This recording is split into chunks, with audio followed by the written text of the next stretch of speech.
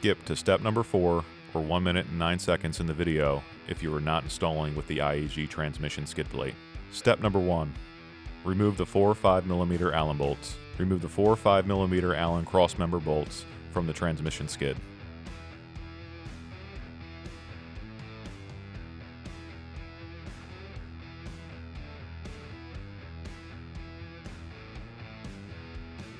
Step number 2.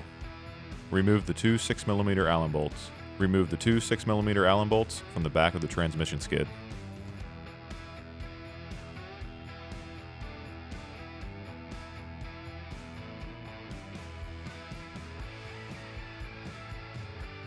Step number 3. Loosen the 2 6mm Allen bolts. Loosen the 2 6mm Allen bolts from the front of the transmission skid.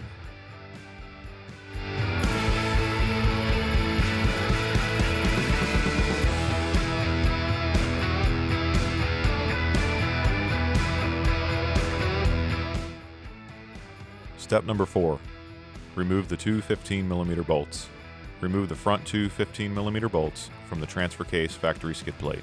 One front bolt will already be removed if installing with the IAG transmission skid plate. Step number 5.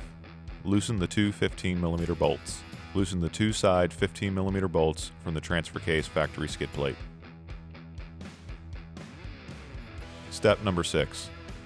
Remove the skid plate. Remove the transfer case skid plate by sliding it off the 2 15mm bolts. Step number 7. Remove the 2 side 15mm bolts.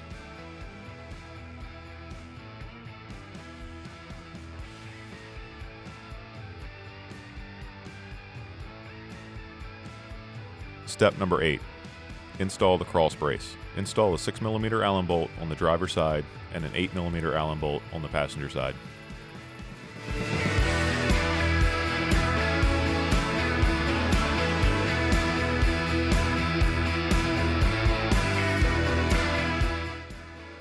Step number 9. Tighten the 6mm and 8mm Allen bolts. Tighten the 6mm and 8mm Allen bolts to 25 foot-pounds.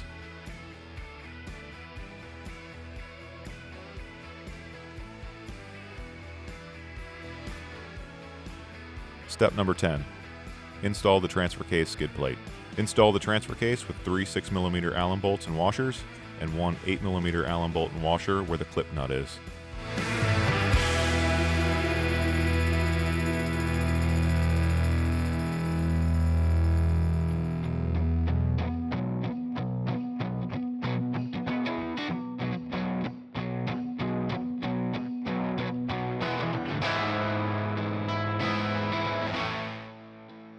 Step number 11.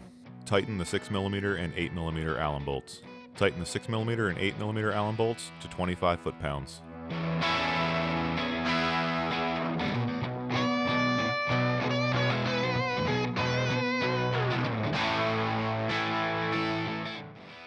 Step number 12.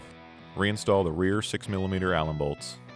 Reinstall the 2 6mm Allen bolts that were removed from the rear of the transmission skid plate. Step number 13. Reinstall the 4 5mm Allen bolts. Reinstall the 4 5mm Allen bolts for the cross-member brackets, tightened to 15 foot-pounds.